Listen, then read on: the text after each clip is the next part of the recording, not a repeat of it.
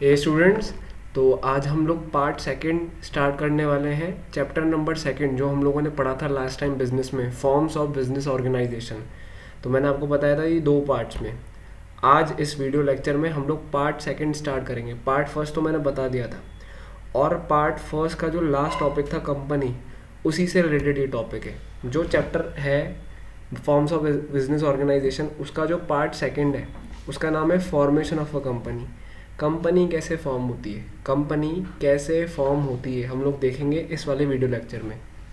तो देखो, कंपनी को फॉर्म करना कोई आसान बात नहीं है, काफ़ी कॉम्प्लेक्स है। कॉम्प्लेक्स यानी बहुत फॉर्मेलिटीज़ होती है, बहुत ज़्यादा, काफ़ी टाइम लग जाता है। ऐसे नहीं कि एक दिन में स्टार्ट होगी। जैसे हम लोग दुकान खोलते हैं, सोल प्रोप्राइटरशिप मैंने आपको बताया था, वो तो सिर्फ एक दिन में खुल जाती है सर, 2 दिन में, उसमें कोई फॉर्मेलिटीज़ नहीं होती। लेकिन अगर तुम्हें कोई बड़ी कंपनी खोलनी है, जैसे रिलायंस कंपनी है, तो रिलायंस कंपनी को एक दिन में थोड़ी खुल गई बेटा।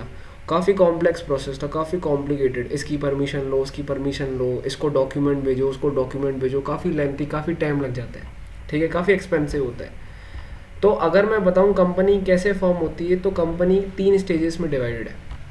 कितने स्टेजेस में? 3 स्टेजेस में सर। एक होता है प्रमोशन, एक होता है इनकॉर्पोरेशन, एक होता है कैपिटल सब्सक्रिप्शन स्टेज। यानी 3 स्टेजेस होती है। कौन सी स्टेजेस? 3। पहली प्रमोशन, दूसरी इनकॉर्पोरेशन, तीसरी कैपिटल सब्सक्रिप्शन स्टेज होती है। अब मैं आपको पहली स्टेज बताने वाला हूँ जिसका नाम है प्रमोशन ऑफ अ कंपनी। ठीक है सर, ये क्या होती है बेटा? ये पहली स्टेज होती है प्रमोशन। नाम समझ में आ रहा होगा, कंपनी को फॉर्म करना।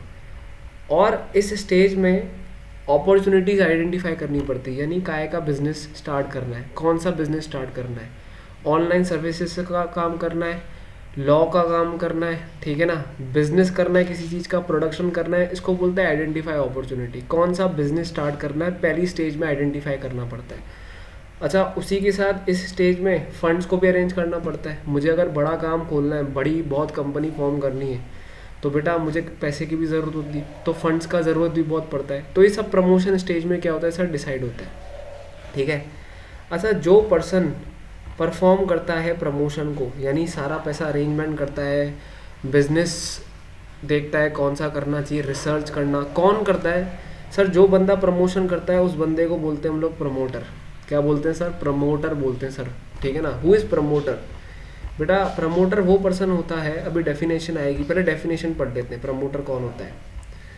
ये रहा, ये दिख रहा है प्रमोटर का। ये मैं इसके पेज वाला थोड़ा, मैं इससे पहले वाला पेज में थोड़ा सा बचा हुआ है वो समझा रहा हूँ। पहले प्रमोटर की डेफिनेशन देख लो।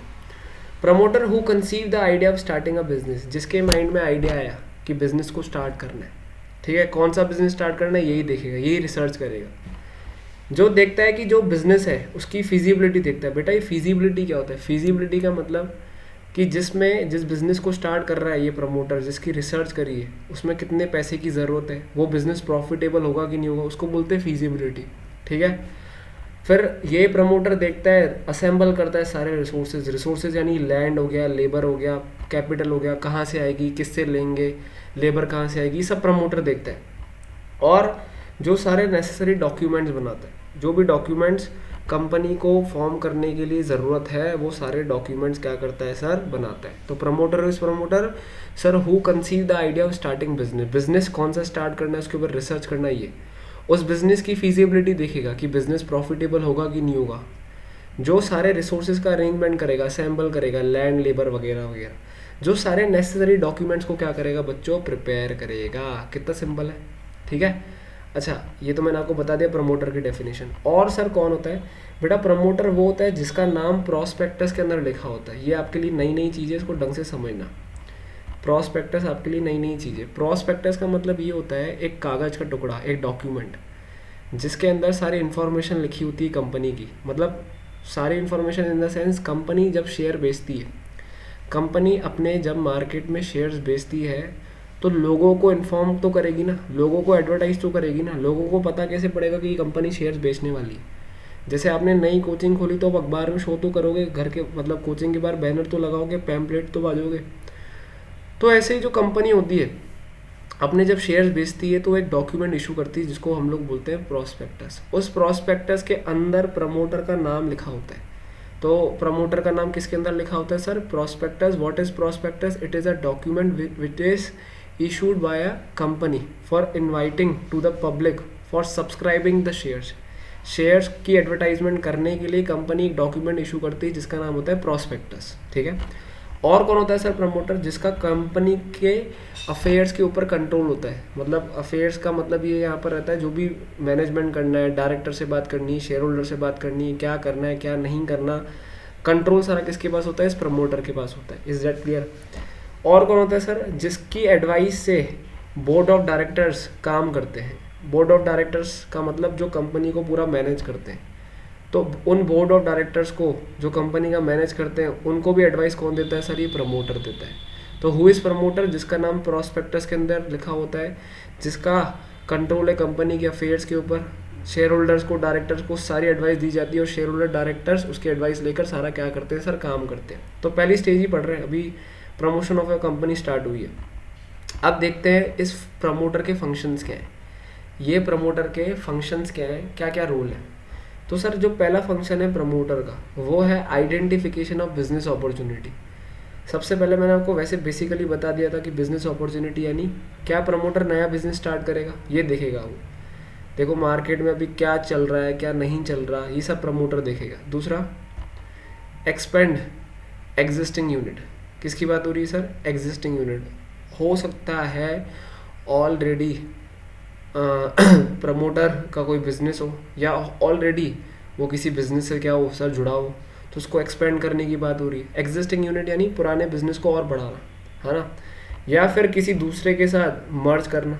सर एग्जांपल, जैसे मान लो जैसे हीरो है, ठीक है। हीरो किसके साथ जुड़ गई थी सर? होंडा के साथ। किसके साथ जुड़ गई थी सर? होंडा के साथ। तो ये मर्ज हो जाता है। मर्ज यानी जब दो कंपनी जुड़ जाती है। न्यू बिजनेस खोलो या तो पूरा नया, एग्जिस्टिंग यूनिट को एक्सपेंड करो यानी पुराना है उसको और बढ़ाओ। मर्जर का मतलब क्या होता है सर? दो कंपनीज को जोड़ देना।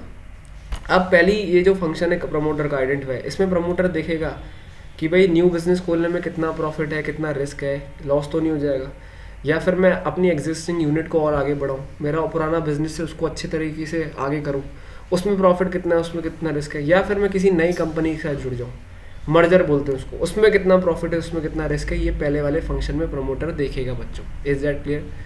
दूसरा मैंने आपको बताया था फीजिबिलिटी स्टडीज़। बेटा फीजिबिलिटी स्टडीज़ को देखो, सिंपल सी मैंने यहाँ पर लिखा है, इसको बोलते हैं डेप्थ स्टडी। एक बात बताओ, आज आप लोग 10th के बाद 11th में आए हो, ठीक है। आपको सोचना था, आपको देखना था, रिसर्च करी आप लोगों ने कि साइंस लें कि कॉमर्स लें, है ना। आपने कॉमर्स लिया, आपने डेप्थ स्टडी करी उस चीज़ की। ये देखोगे ना कि फ्यूचर में इसका स्कोप कितना है। ऐसे ही जब भी प्रमोटर कोई बिजनेस आइडेंटिफाई करता है तो उसकी डेप्थ स्टडी पे जाता है, यानी जो प्रोजेक्ट वो ले रहा है उसकी डेप्थ स्टडी पे जाता है, ठीक है। क्यों सर? ताकि उसको नुकसान ना हो। तो ये जो फीजिबिलिटी स्टडीज़ होती है सर, ये 3 तरह की होती है। तो टेक्निकल होती है, एक फाइनेंशियल होती है। टेक्निकल का मतलब क्या होता है? देखो टेक्निकल का मतलब होता है, मान लो मैं ना ऑनलाइन कंप्यूटर्स का काम स्टार्ट करना चाहता हूँ, ठीक है। आइडिया तो बहुत अच्छा है क्योंकि ऑनलाइन की बहुत डिमांड हो गई। कंप्यूटर्स मैं सारा लोगों को सिखाऊंगा, समझाऊंगा, और अच्छे लेवल के कंप्यूटर्स, कोई छोटे मोटे कैटेगरी के नहीं, ये मैं सिंपल, और उसमें अच्छी मशीन्स की, अच्छे लैपटॉप्स, अच्छे कंप्यूटर्स की रिक्वायरमेंट होगी। सर ये आइडिया तो अच्छा है आपका कि ऑनलाइन बहुत सके, लेकिन टेक्निकली पॉसिबल नहीं हो पा रहा। अब मान लो मुझे वैसी मशीन्स, वैसे कॉन्फ़िगरेशन के लैपटॉप्स चाहिए, लेकिन वो अवेलेबल नहीं हो रहे मार्केट में। तो टेक्निकल फिजिबिलिटी का मतलब मैं जो काम करना चाहता हूँ वो मेरे पास आइडिया तो है इस चीज़ का, लेकिन कई बार मुझे वैसी टेक्नोलॉजी नहीं होती, वैसा रॉ मटेरियल अवेलेबल नहीं होता। तो मुझे अपने प्रोजेक्ट की टेक्निकल फिजिबिलिटी को करना बहुत ज़्यादा क्या होता है सर? ज़रूरी होता है। ये पहली फिजिबिलिटी स्टडी, टेक्निकल फिजिबिलिटी, यानी मशीन्स हैं कि नहीं है उस काम को करने के लिए। फिर होता है सर फाइनेंशियल फिजिबिलिटी। इसका मतलब, फाइनेंशियल का मतलब होता है, अगर मैं किसी बिजनेस में, मान लो मैं कंप्यूटर का एग्जांपल लेता हूँ, अगर मुझे मान लो टेक्नोलॉजी मिल भी गई तो उस टेक्नोलॉजी को ख़रीदने के लिए कितना पैसा लगेगा उसको बोलेंगे फाइनेंशियल फिजिबिलिटी, है ना।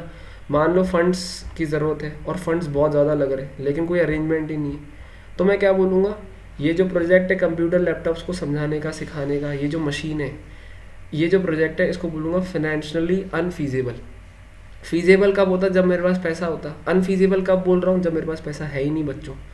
तो पहला हो गया टेक्निकल, दूसरा हो गया फाइनेंशियल। तीसरा, मान लो मेरे पास टेक्निकल भी चीज़ें हैं, टेक्नोलॉजी है, पैसा भी है, लेकिन एट लास्ट मुझे लग रहा है इस प्रोजेक्ट से मुझे इतना फ़ायदा नहीं मिलेगा, या मिल भी सकता है, नहीं भी मिल सकता, दोनों बातें, तो उसको बोलते हैं इकोनॉमिक। जब किसी प्रोजेक्ट में मैं पैसा लगा रहा हूँ, उससे मुझे कितना प्रॉफिट मिल रहा है, प्रॉफिट मिल रहा है तो मैं काम करूँगा, लॉस मिल रहा है तो मैं काम नहीं करूँगा, सिंपल सी बात है।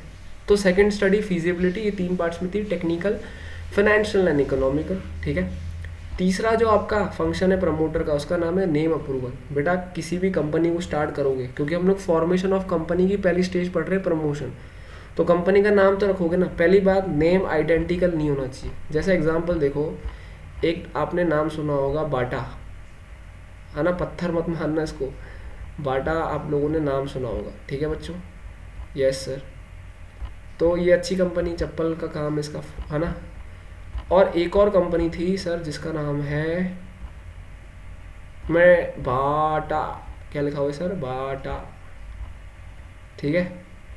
क्या ये जो दूसरी जिसने ये नाम रखा है सेकंड वाला, डबल ए वाला बाटा, क्या ये रख सकता है क्या? नहीं सर, आइडेंटिकल नहीं होना चाहिए। बोलोगे सर उसमें ए एक्स्ट्रा आ गया, बेटा साउंड्स सिमिलर हो रहा है, सुनने में तो सेम सेम लग रहा है ना। तो जो भी आप अपनी कंपनी का नाम रखो वो आइडेंटिकल यानी सेम नहीं होना चाहिए, किसी दूसरी कंपनी से मिलता जुलता हुआ नहीं होना चाहिए।